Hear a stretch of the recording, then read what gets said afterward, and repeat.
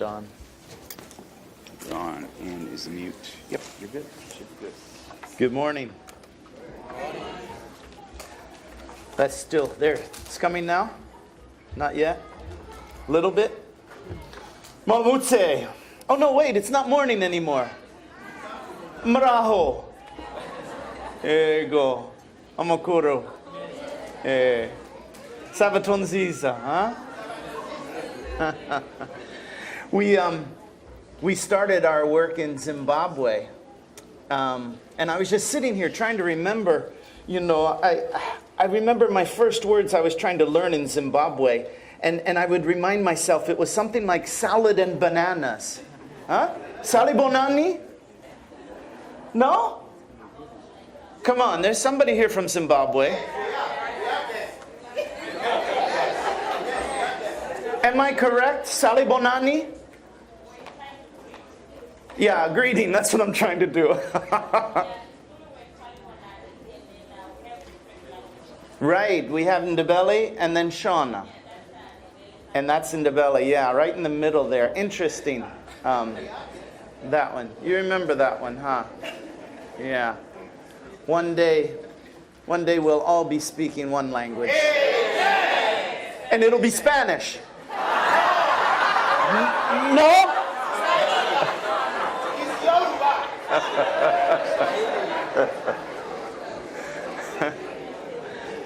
I am very honored to be here with you this morning. To see these families come and stand up here and to bring their children really brought tears to my eyes because many of you know the stories really well in Rwanda. And our families are just living on in our hearts for many of us. So this morning to see them brought together here was really a real blessing and representing a long journey for some of you. I've heard that some of you came from camps.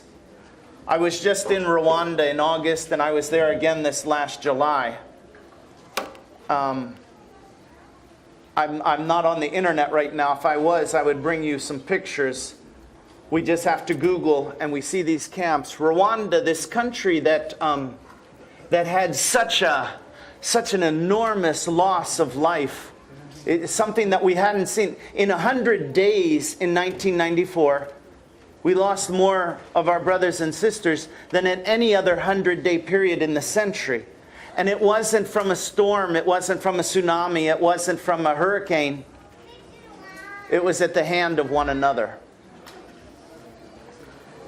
And so it's a bittersweet. We can switch over if we can to the pictures up top there. Thanks. It's always a challenging experience for me as I come in, because to hear you guys singing just brought back so many memories in Rwanda. And just to hear the Kinyarwanda, I'm wishing that I spoke Kinyarwanda, but I only a few words. I was working on French. When we got there in 1990, it was French in Kinyarwanda. So we could carry on a little bit of a conversation in French. And some of you also from other countries speaking French. But if I started my French, yes, Cameroon, I heard that.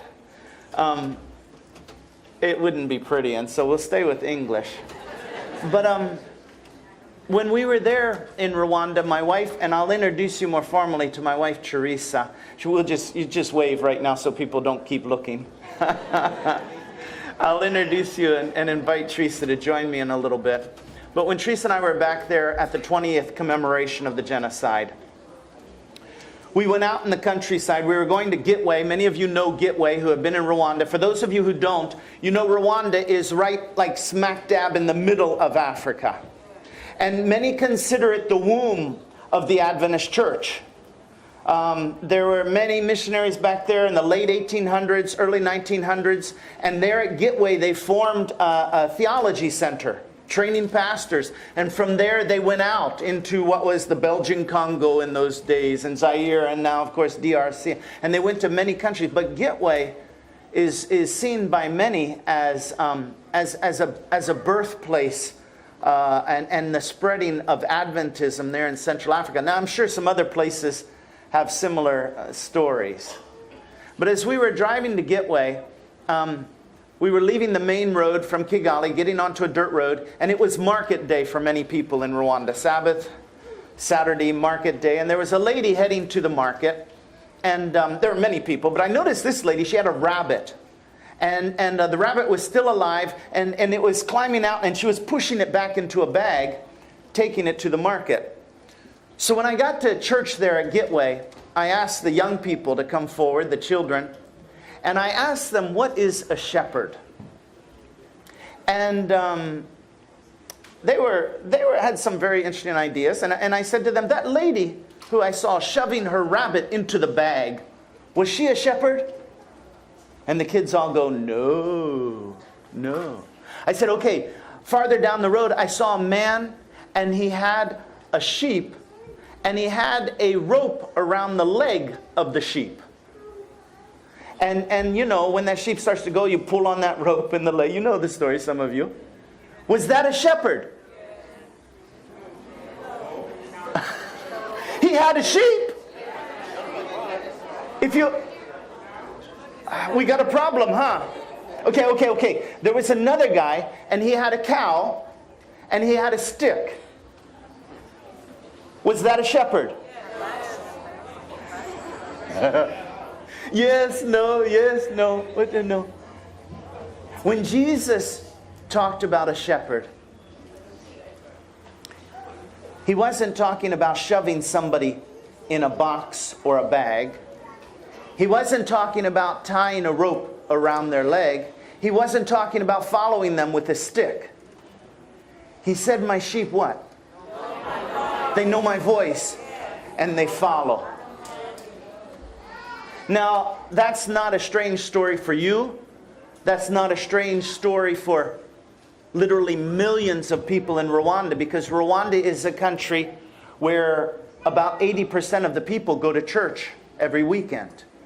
80%. Now, America, you might be surprised. I was told the other day that every weekend in America, just on one weekend in America, more people attend church in America than all of the sports events for the whole year in America.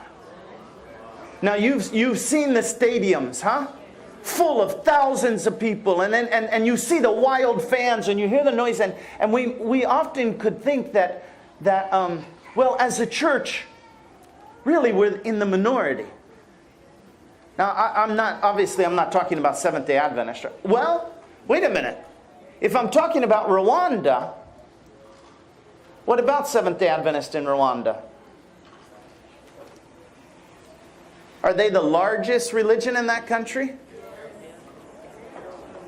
Catholic is much larger. And by the way, Pastor, there was one other American who stayed, a Catholic sister.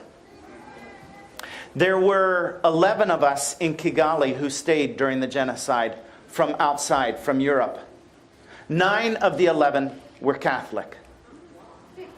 5 Catholic sisters from Spain.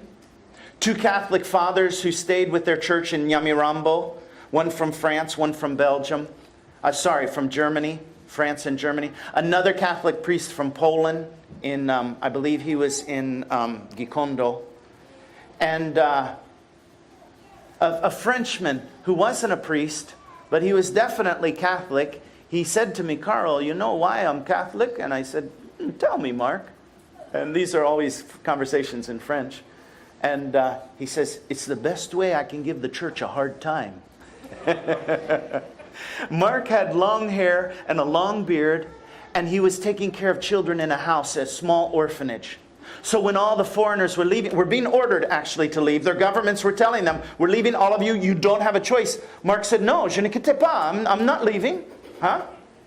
That long hair and that beard, you know what the kids called him? Jesus. Yeah. And why not? I would argue that Mark was the hands of Jesus. You see, many times during the genocide, we would ask ourselves, Where is the shepherd? The Lord is my shepherd. Huh? Where is he? And as people were holding their Bibles up and the machetes were swinging and the horse, and I will try to be selective in my descriptions today because I know our age demographic here, and I don't want to re-traumatize and secondary trauma, but we've got a story here that is beyond belief on many levels. But it's not a story set in a sterile environment like the moon where there is no God. It's a story set in a country where the people say, God comes here to sleep at night. Our country is so beautiful. And if I show you some of the pictures from Rwanda, and we'll come back to these other ones.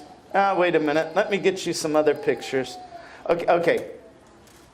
Teresa and I, we travel all the school year. We speak to schools, and we tell them stories about Rwanda.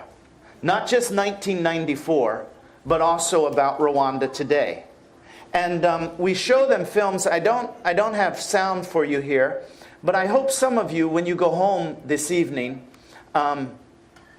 you'll just Google Rwanda and Vimeo. Okay, this is not YouTube, this is Vimeo, but this is, I have it downloaded here on my screen, and don't worry about the sound right now. These men were hired by the Rwandan government to do a tourism film, so you expect it to be the brightest and the beautiful, you know. But in Rwanda, it's so easy to find this beauty that when they got back to the UK, this isn't the tourism film. When they got back to the UK, these are their favorite pieces they put together to show their friends. We were in this little country in the middle of Africa, and we could not believe what we saw in this country. We could not believe the beauty. We could not believe the lush green landscape. They can grow anything there, and they grow it all year long. And the faces of the people, the beauty of the country. When people go there today, they are staggered by this. So this thing that we're calling genocide, let's just grab that word right there. We know the tragedy of suicide. Newspaper is always full of homicide. There was another school shooting, huh? And then another one. You know, the one in Oregon, that's where we used to live, right there. Some of our former high school students were on that campus there in Oregon when that killing was happening just 2 weeks ago. And then I understand in Flagstaff again. And then here in Houston, student housing, was it? We're going to solve... You see, these horrible things, they don't happen off somewhere by themselves. They happen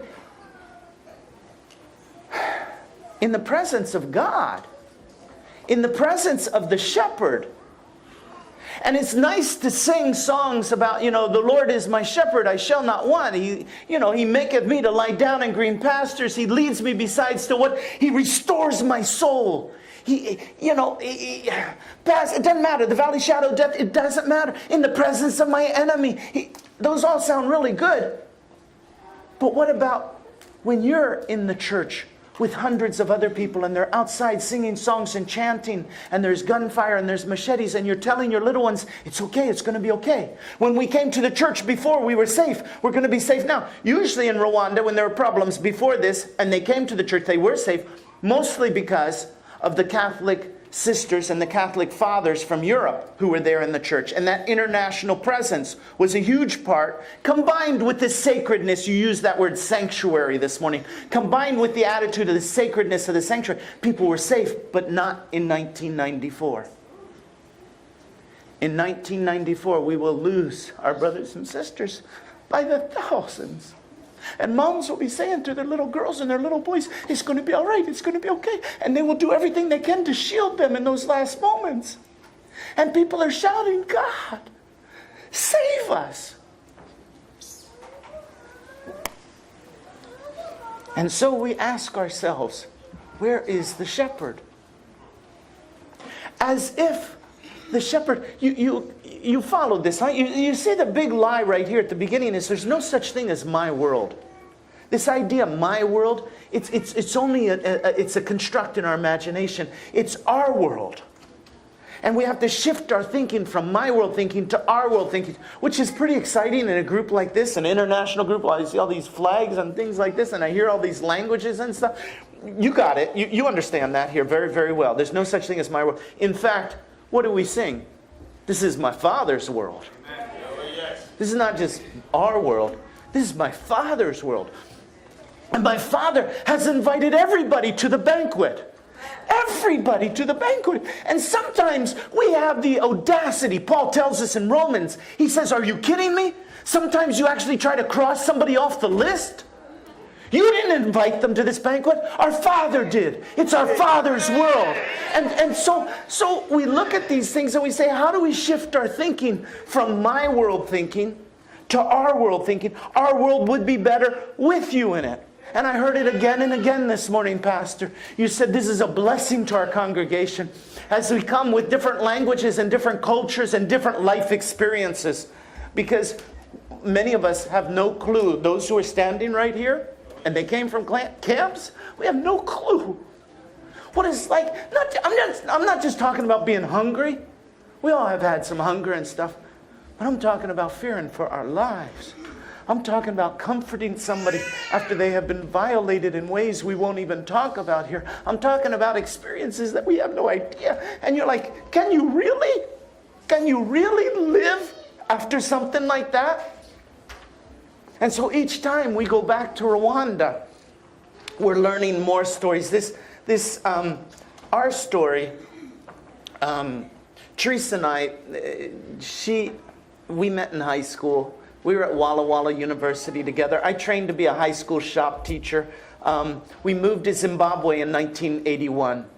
Our daughters were born in Zimbabwe, and I was at Lower Gwello Mission. And then we moved up to Zambia, and we were at Yuka Mission Hospital. Then came back and got an MBA, and with my industrial ed high school shop MBA, we went to Rwanda. This picture is actually in France. We're doing our best to learn some French before going to Rwanda in 1990. And we think we're coming to the most peaceful country in Africa. I mean, in 1990, we didn't have internet, but we went and looked at the library, and the library says people being killed in Rwanda? No. There was a famous story, a lady who, the gorillas, Diane Fossey, and the world knew Rwanda just because of gorillas. Today, tragically, the world knows Rwanda because of genocide. But I believe that the time is coming that the world will they won't just say, oh, genocide. They'll go, oh, forgiveness. Oh, healing. Oh, courage. Resilience. Getting back up, not being defined by what was taken from you, but being defined by what you do with what remains. That's what defines us. Not just our family members who remain, but what do we do with the people who killed and remain? We're defined by what we do with who remains, with what remains.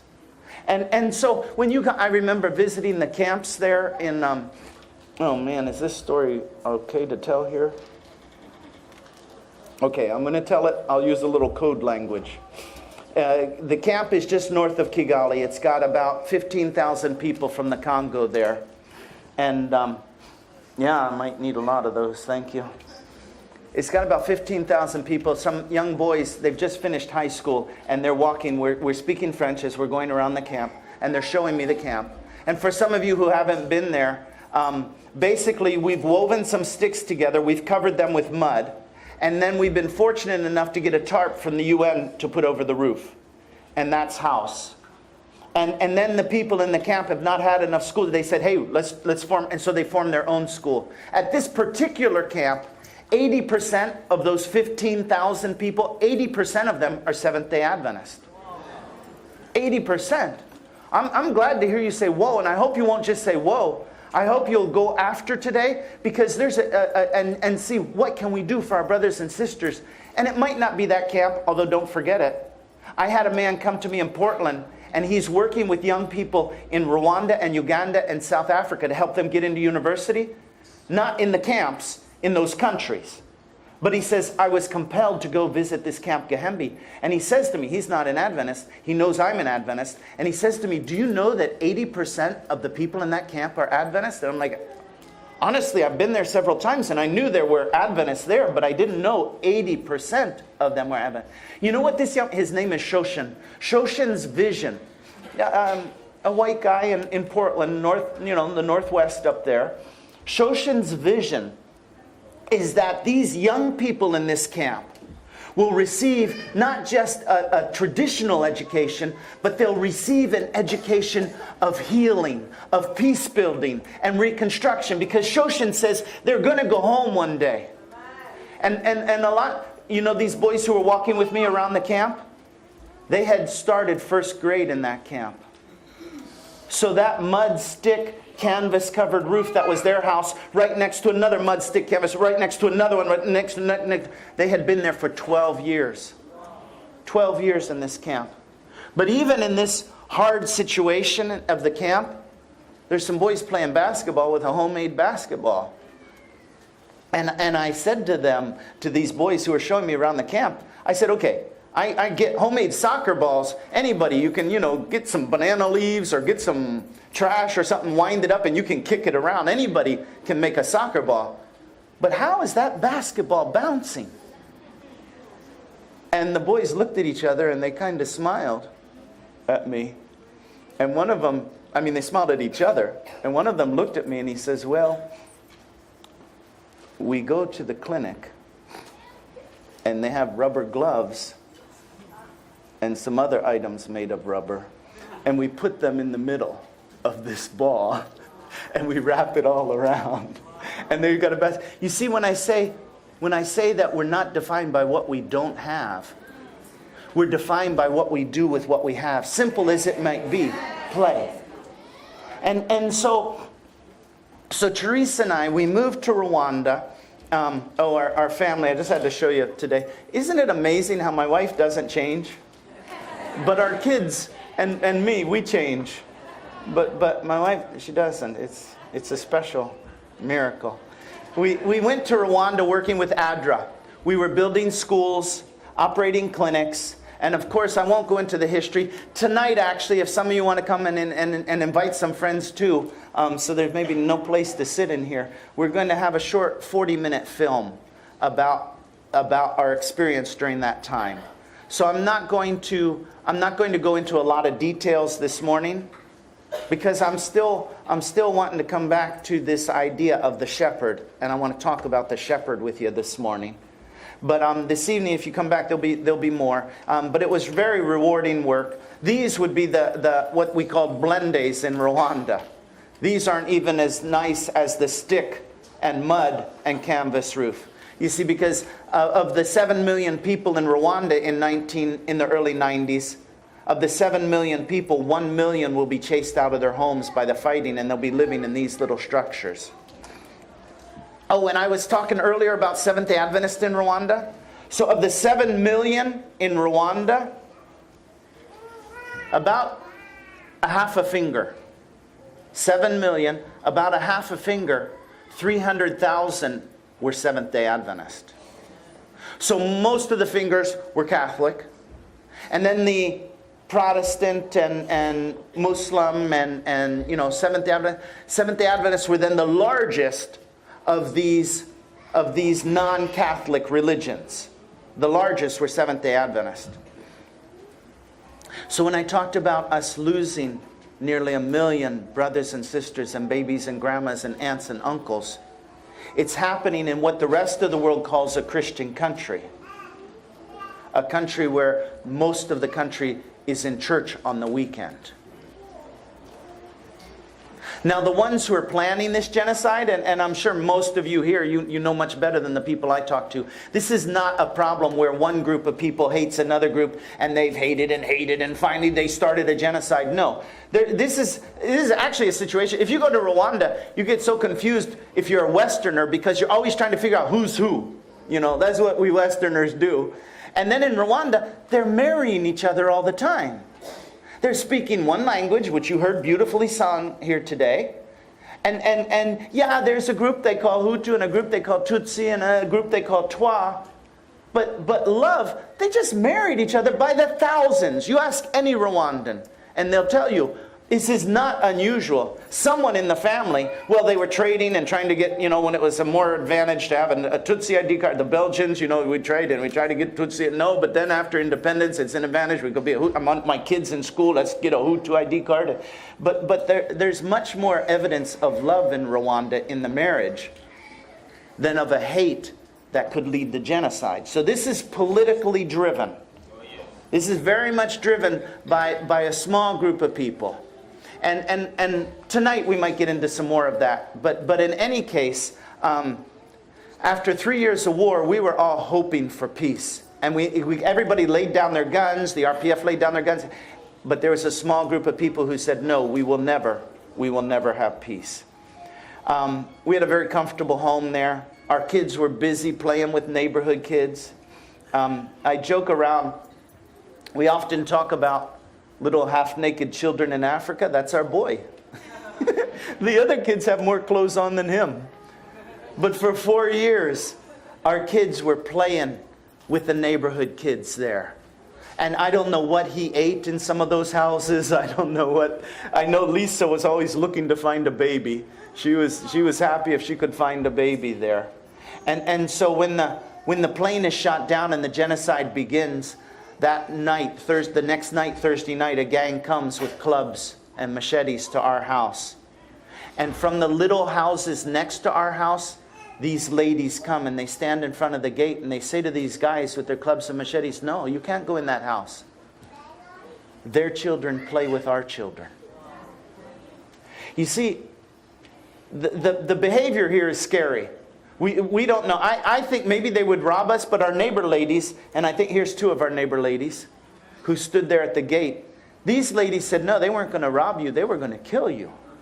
Now, we weren't Tutsi, obviously. We're not there's big messages on the radio. The enemy is living among you. You must get rid of the enemy. The enemy is all around you. Those messages were all there. And those were very thinly, they'd say the trees, people who are taller, or, they were using code language. And then they said cockroaches and snakes and other things like that. But no, we weren't that. But in the middle of this chaos, some said the Belgians killed our president. They shot the plane. In the confusion of the chaos, they were to attack our house, but these ladies courageously stood there. They weren't armed. These ladies didn't say, hey, let's get my machete. Huh? No. They're armed with stories. Stories so much more powerful than guns and machetes and stuff. Jesus is like, hey, the kingdom of heaven is like a woman who had 10 coins. Or no, there was this farmer and he was in a field and he found this treasure and he covered it back up and he sold everything he had. You said, Jesus, he showed us again and again our most powerful weapons are stories. Because stories have the ability to affect the way we think and feel and act. So as these ladies are telling simple stories, like in the middle of the night, we had somebody, her baby wasn't delivering, we needed to go to the hospital, we knocked on their door, and which of you wouldn't? If somebody knocked on your door, take them to the, of course you took them, we had a car, we took them to the hospital. Just little acts of kindness are the stories that these ladies are telling these guys with the clubs and machetes. We don't even know they came to our gate until the next morning when we found out that they had been there the night before. We're just tucking our children into bed. We do hear gunfire. It is quite terrifying around, but we're telling the kids it's going to be okay. It's going to be all right. And these neighbor ladies. So before Teresa and I ever make the decision, this was our son's best friend's grandma. She's another one of those ladies. You women, when somebody loves your kids, that's big money. That's like there. And so these women, many people would say, why would they risk their life for you? I don't think they were risking their life for me. I mean, you could say that, but I can confess, I had not spent a lot of time with my neighbors. I'm busy, huh? Isn't that what we always are? We're busy. And we're building schools, and we're working in displaced camps, and we're doing all really good work, but we might not even know our own neighbors. But our kids knew our neighbors. And our kids had played, and that investment that our children for 4 years had made, I think was Very possible, not trying to be dramatic, but very possible we wouldn't be here today had our kids not been playing with the neighbor kids.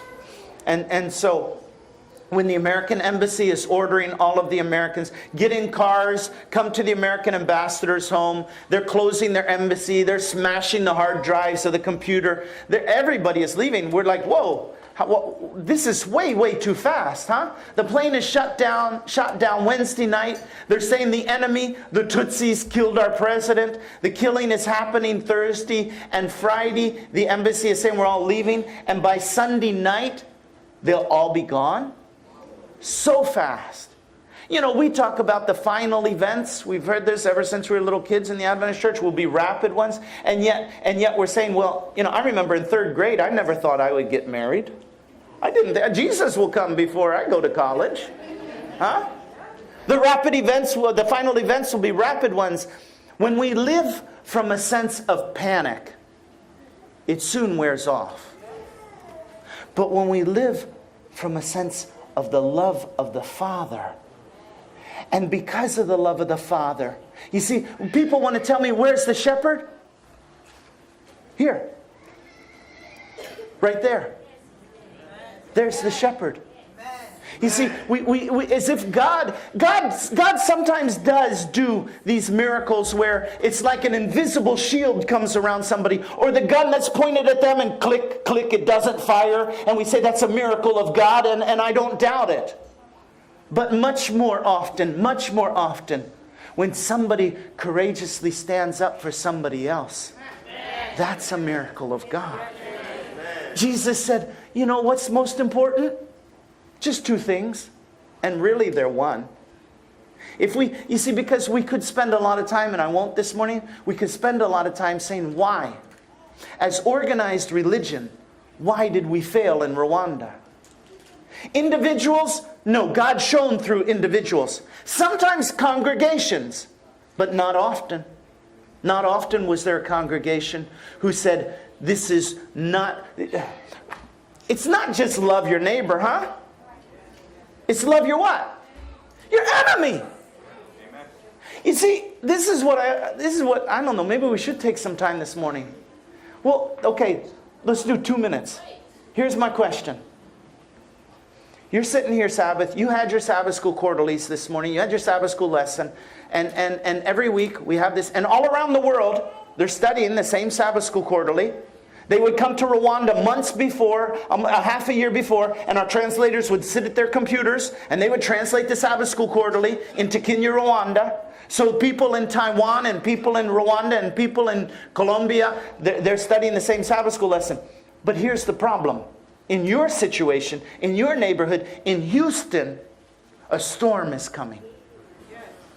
And I'm not talking about, you know, rain and wind. I'm saying there's messages going around your town talking about the other. We would be better without them in our country. Our city would be better without them in it. Our country would be better without them in it. Genocide is coming. In Rwanda, there were people who were massacred before. 100 people, 60 people, 200 people. Oh, but the UN is there and the UN soldiers are there and we put our faith in the UN. But a storm was coming. And seriously, Sabbath before Wednesday, when the plane is shot down, and you understand it's happening quickly. I already told you, 1 hour after the plane was shot down, roadblocks were set up in the city. And they said, young men, get out, man the roadblocks, demand the ID card. If it says Tutsi, they're the enemy, kill them. If it says Hutu, beware, they might be married to the enemy. Beware. Within an hour, they're starting this planned genocide. But just 3 days before, it was Easter Sunday. The churches were full. The choirs were singing.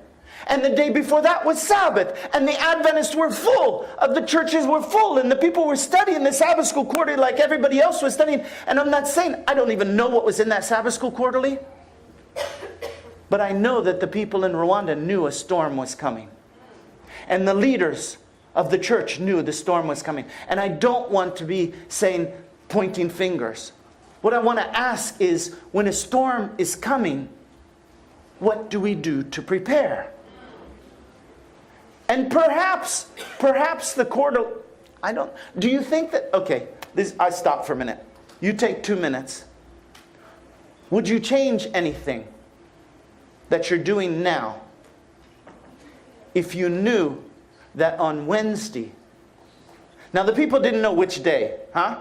They knew a storm was coming, but they didn't know when the plane would be shot down. But if you knew that for the last 3 months, there had been massacres going on in different parts of your city. And you know what? Rwanda, we just came last night from Dallas, Fort Worth. If Houston was in the middle of Rwanda, Dallas, Fort Worth would be somewhere in Uganda. I mean, Rwanda's a tiny little country. Little country. Talk to the person next to you for a minute. What would we do different if we did just have a school shooting here in this town.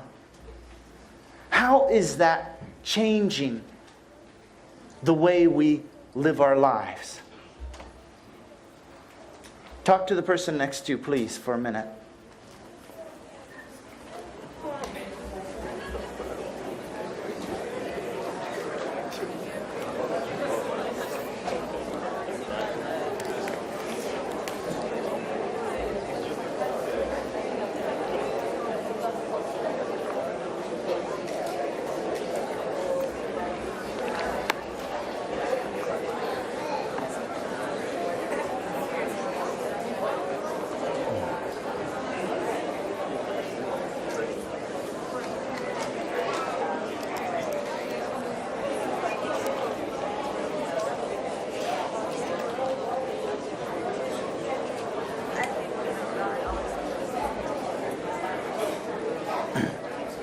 It was my dongle. I think, yeah, there we go. They got it back on that screen. They'll get it up on this screen in a minute. Sorry, I think short here, but good, thank you. I don't want to interrupt, but I do hope that this will be the beginning of a conversation that you'll have much longer, that this conversation will go on, and that, you know what? Your new family members who just joined you here today, it's hard to talk about. And it's not something that we necessarily have the right, before we have a relationship, to talk about. So obviously, we're not going to be bombarding them after church with all kinds of questions about Rwanda and the genocide. But as we build a relationship with these new family members, be there, be present, to listen. To listen. Because they have experiences and they have wisdom that comes from the fire. And they're not the only ones. I know there's many others here in this congregation who have been in the fire. And so we come together to listen. And if okay, I'm not trying to spark rebellion here, but maybe a little bit. If what's in the quarterly is appropriate for this day, dig in. But if there's something else that's more pressing because of what happened this week, dig into the Word and that together. Because we cannot be, the church is doing its best to facilitate growth, but the church is not responsible for your growth. You are, as individuals. And so we take what the church makes available to us. But the greatest gift, is the Word of God lived through the lives of His people. Because the Word of God by itself is powerless. Until it starts to take residence in our hearts and in our actions. And then the Word becomes living Word. And the Word became flesh. And the flesh dwelt among us. And so as we think about how we're going to live our lives according to the events happening around the world, I think number one, like Jesus said, you learn the story. And that's what He's always doing. He's telling a story. But then what comes next? There's always some sort of action, some sort of partnership. This guy, he was wealthy and he gave to this one 5 talents and to this one 2 talents and to this one 1 talent. And we're like, really? What'd they do? And you know the story. There's action compared with this story. There's partnerships compared to this. So when we learn the story of Central Africa Republic, when we learn the story of Syria, when we learn the story, and actually we don't really learn the story of Central Africa Republic or of Syria, we learn the story of a family from that country. And as we learn a story from the family from that country, how can we be partners? How can we empower each other to do this? I want to wrap up. The pastor, he gave me permission. He says he typically goes till 12:45. And he says sometimes to 1. And we're at 5 minutes to 1. And so I want to be respectful of time. I want to just come back to, okay, this guy froze up on me. We'll just get him to wake up.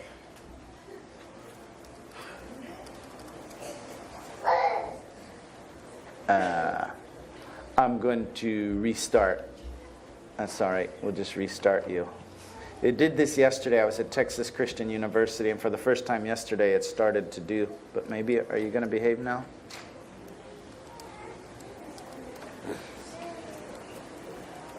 All right. Those ladies are meant to be on the screen. Yeah, serious. The power of stories to change the way we think, feel, and quit. We will just do like this for a moment. I wanted to share, there's a bunch of different stories, but I just wanted to share with you, last August, I was in Rwanda. I'm going to just unplug to our people up above for a minute, and when I get it back online, I'll tell you when I'm plugged in. With a group of high school students. Eight students. 3 of them very active Christians. When they were there in Kigali, they wanted to go to church and worship in English with some people, if they could. And they can, it's easy. There's many different English churches in Kigali. These kids wanted to go and worship.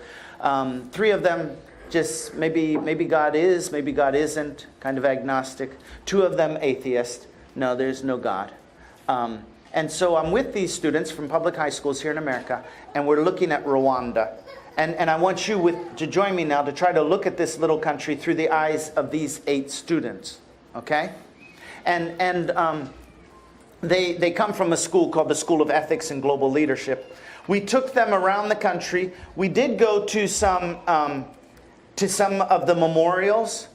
Some of the memorials are very hard to visit. The churches where the benches are covered with the clothes of the people who lost their lives there. You go behind the church and you step down into the tombs, and there's many, many skulls. And you know, one of the young ladies I took there, she's a theater teacher. She just says, you know, as she looked at us, skulls, to us they represent death and fear. But as a theater person, I guess her creative imagination, she just says, I wanted to know, did she have dimples? I wanted to know what her smile looked like. I wanted to know how her eyes were shaped. She was seeing the humanity here, but it's very hard in these situations to see humanity when we see so much inhumanity. So we not only take the students, though, to the difficult memorial sites, we take them to a lot of beautiful, successful stories where people are rebuilding. There's a farm where a guy, he plays classical music to his pigs. Anybody know anybody who plays classical music to their pigs? This guy in Rwanda, Sina Gerard, some of you Rwandans will know, he has a hot sauce factory. The hot sauce factory just is, whoa, hot stuff. And he also has a juice factory and stuff. He's a very innovative, he does all this just with local, not with money coming from the outside, but he's an incredible example of local sustainable development. And so we go to different places. Okay, we're back online. Let me plug you back in here and see if our screen will bring us back. To our sound people up above, I just plugged us back in. Should I replug or hold on there? I've got it plugged in and we'll see if we come. We also took the students, and that's where I want to end with you this morning. We took them to beautiful places too, to see some of those animals. Oh, there's a dancing, drumming group of women in Rwanda. You know, for years, the tradition was women don't even touch a drum. But today there's a group of drumming women in Rwanda that won the national competition on drumming. And they have a film, you can find it here. I think is it in Netflix? It's called Sweet Dreams. These Rwandan women. We take the students to all of these different experiences. Unplug one more time and replug. But then we took the students. Remember what I said early on? We're defined by what we do with who remains. We took the students to what I will call a prison labor camp. In Rwanda, they use an abbreviation called TIG, T-I-G. It's French for work in the interest of the general. I'll let you play with that for a minute, thanks. It's called TIG, work for the interest of the general public. So the students are there, and they are, the prisoners who have killed their neighbors, these prisoners who confess are allowed to come to this work camp. Now, I see kind of a bit of an empty field out there. Suppose the government said to you that we're going to set up a work camp and we're going to bring prisoners to be right there at that camp to do work in your community. Good news? What about my kids? Huh? Will my kids be safe? And things like that? I hope this picture comes back. Otherwise, we're going to have to, this evening, I'll have to show you the picture.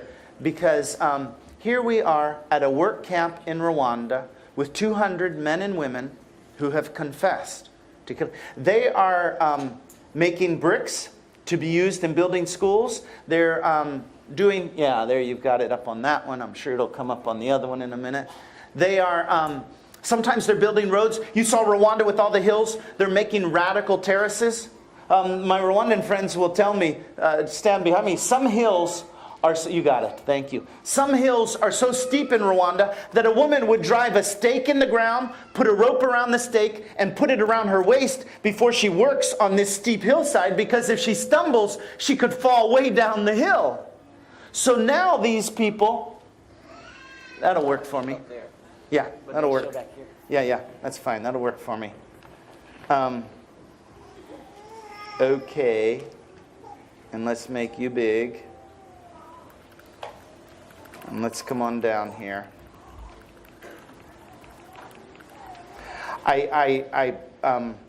We didn't talk why let me just tell you, especially if you can't come this evening, when Teresa and I made the decision that I would stay and she would go with the children, it's because a young lady and a young man were in our home who had Tutsi ID cards.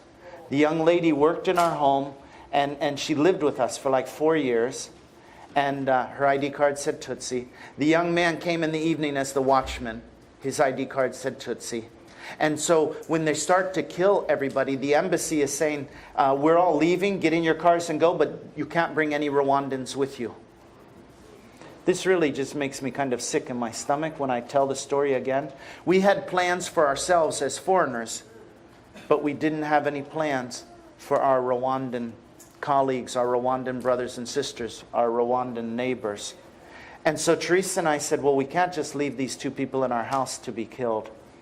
And so we made the decision that I would stay. There's huge respect, like many other countries in Africa too, huge respect for foreigners. I thought maybe if that's just will be enough, that they won't come in the house and kill these two people.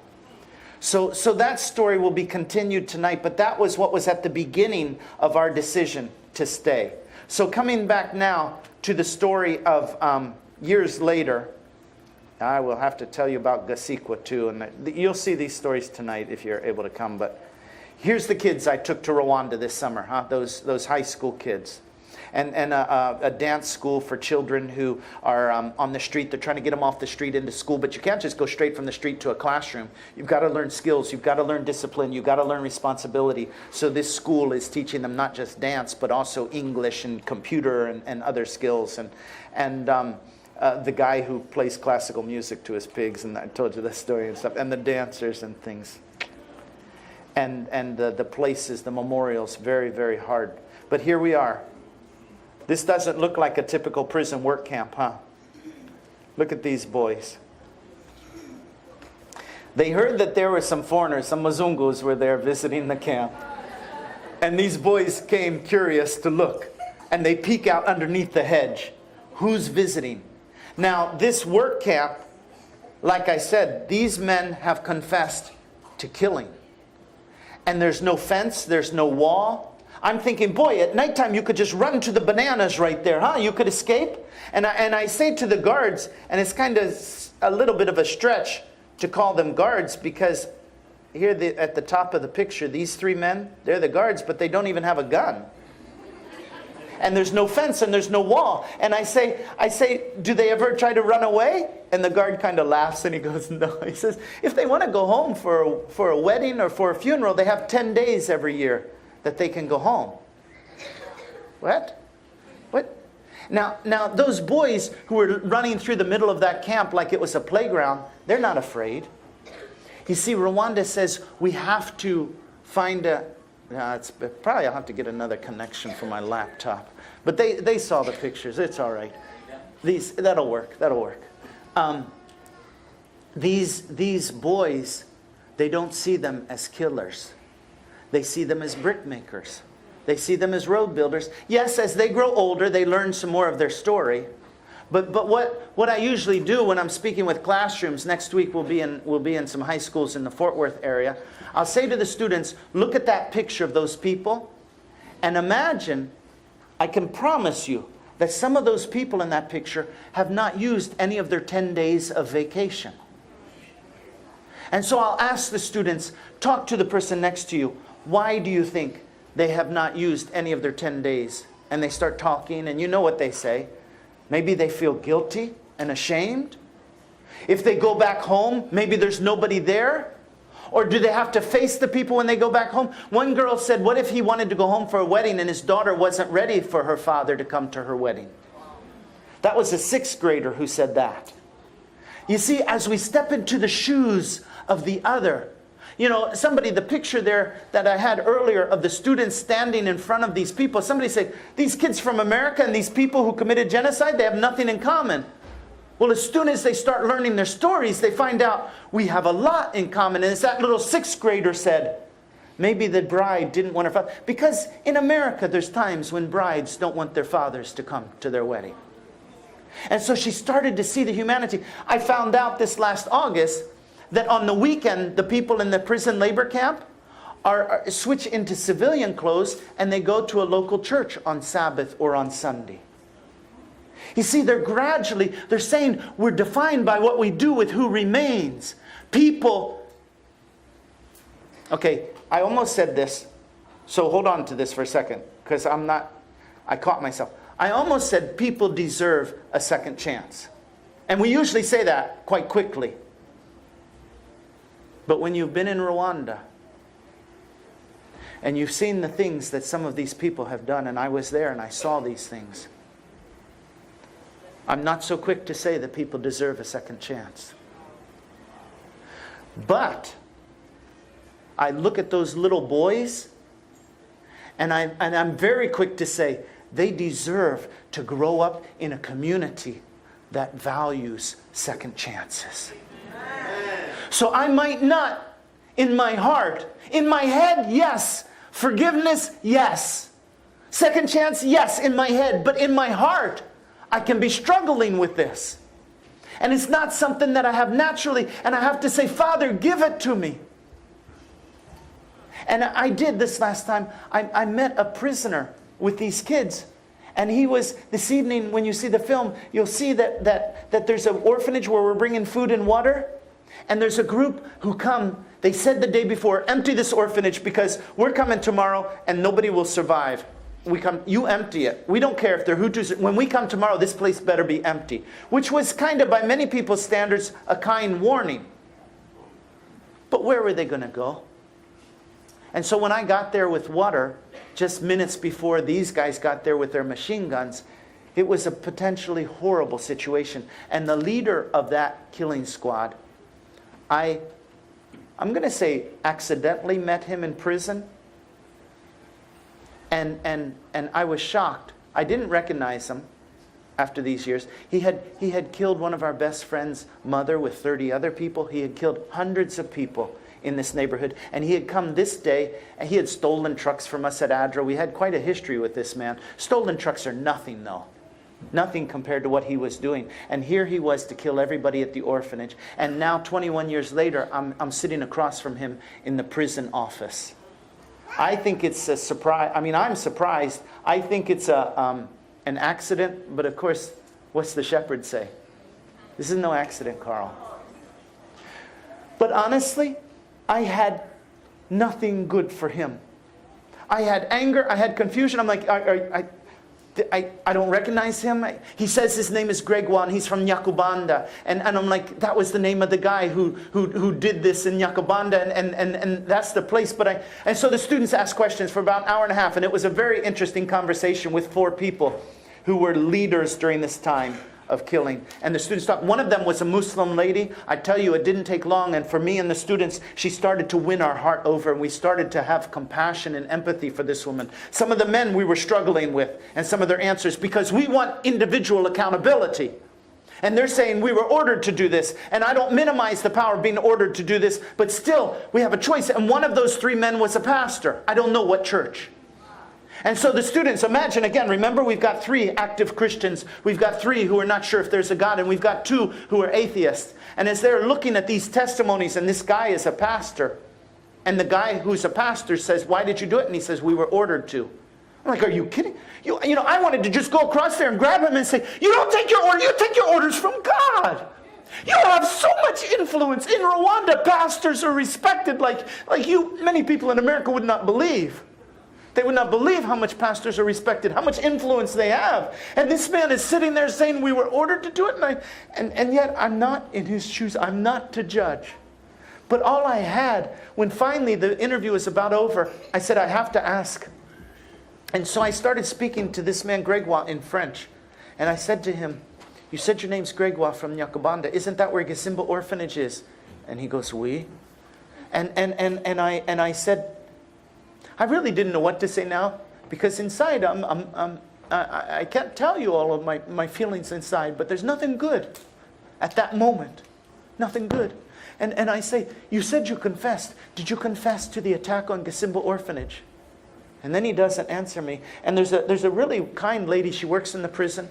She had been helping with translation. She puts her hands on each of the prisoners' shoulders, gently, compassionately, as she's translating for them. Some of us were very moved by that, because some of us, at times, we don't want to touch, because we're so wounded inside, and we're still so angry. But here she is, Lillian, gently resting her hands on his shoulders, and she translates into Kinyarwanda my question. And he finally answers in Kinyarwanda, I confess to everything. And so I'm still not sure if it's the one.